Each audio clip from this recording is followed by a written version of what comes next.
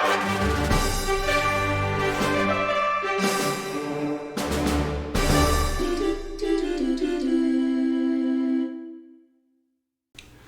everybody, in this video I'm going to create a bracelet. So the way that I'm going to make this bracelet, it's going to have two parts and then we'll assemble those together. So usually whenever you make an assembly, I want to have my own project folder so that only those parts go into that folder so we don't get confused on which parts goes where. So anyway, what I want to do is where you see default here, these little three dots to the right of it, projects and settings. I'm going to click those three dots. Click on settings, and then what I want to do is I'm going to create a new project. So click on new. I want to make sure that mine's a new single user project. Click on next. For the project name up here, I'm just going to name this bracelet.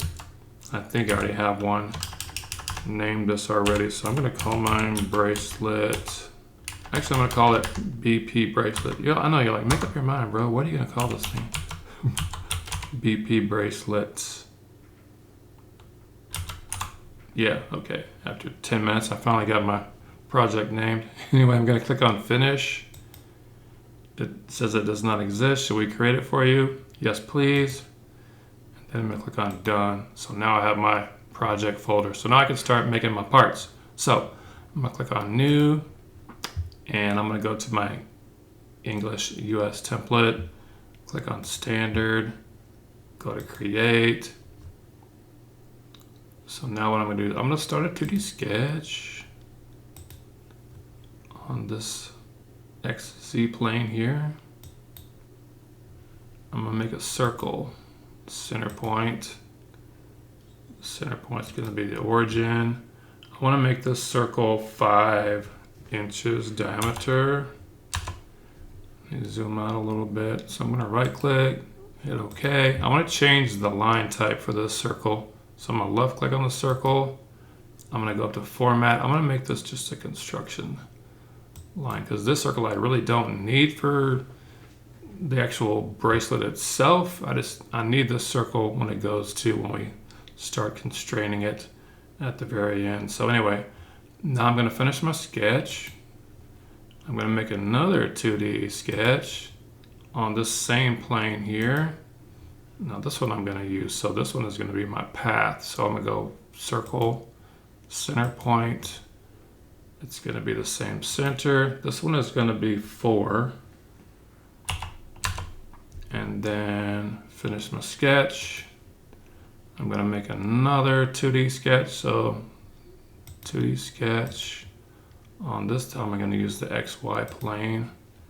I'm going to create another circle, but this one's going to be, instead of laying down flat like those were, this one's going to be standing up. So circle, center point.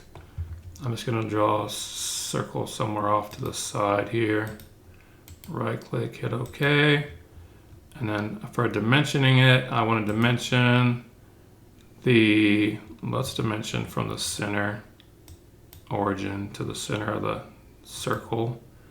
And that's going to be 2.1. And then from the center of the circle to the origin and the vertically, I want to make that 0 to bring it down. And now I want to dimension the diameter of the circle itself. So I want that to be 0.25. And then we are fully constrained. I can finish my sketch. All right, so now what I want to do is I thought in making this it was going to be a coil, but actually this is going to be a sweep. So what I'm going to do is I'm going to go to sweep. And so for my profile is going to be this small circle. And then the path is going to be the bigger circle here. And so what kind of creates a kind of coil looking shape is down in the twist category. So I had Inventor do the math for me. So what it said, I want you to twist 360 degrees 12 times. So all I did was just type in 360 times 12. Right, hit OK. And so that's kind of created our first kind of our part. So what I want to do here is I'm going to go up to default. I want to add a texture to it. So I'm going to go up to default, click the down arrow. I'm going to select Autodesk Appearance Library, and then go back to up to my default again. So what I'm looking for here, I'm looking for the glossy black. So I'm going to select this one, glossy black. I'm going to I'm going to keep that sketch visible for now. I'm going to go to File, Save. I want to save this one as maybe the black part. You can name it whatever you want. Hit Save. So I want to create another one of these, but without having to go through the steps all over again. It's going to be exactly the same, just the color is going to be different. So I'm going to go up to File, Save As, and I'm going to name this, you could name it whatever you want, like I said, but I'm going to name mine Pink. Why do I keep doing that? I'm already in cap locks. Pink part. Save it. Now, all I got to do now is just change the texture to a pink texture instead of glossy black. So I'm going to go up to, so if I'm looking for glossy pink, I don't see a glossy pink. Blah, blah. I don't see a glossy pink. There is a pink color, but it's not glossy. So I want to show you how you can create a glossy pink if you want. So, like I said, there's no glossy pink. So because this one is already black, this little diagram in the middle of the generic and the glossy black, this little pie looking image appearance, I'm going to click on that. And so I'm going to right click on glossy black. I'm going to duplicate it. I'm going to right click this one, rename it. I want this one to be glossy pink. Click off of it. And then what I'm going to do is I'm going to double click on my glossy pink. Double click it. You're going to get this pop-up box here. So see where it says color, RGB 000, that's black. All I need to do is just click on this. And I'm going to look for it. You can change it whatever you want. So I'm going to click on this pink color here, hit OK, hit apply, close out of this. So now I've got a glossy pink, so I can close this one. So now when I go up to change my color or my texture, now you'll see the glossy pink show up. So I can click that, and so there it is. So now just make sure you save. I'm going to make sure I save this. So now we have our two parts created. And now what I'm going to do is I'm going to go to File, New. I want to create an assembly. So Standard IAM, make sure you're under the assembly category. Standard. Click Create. I'm going to bring in one of my parts. Let's bring in the black part. Open. I'm going to right click. I'm going to say Place Grounded at Origin.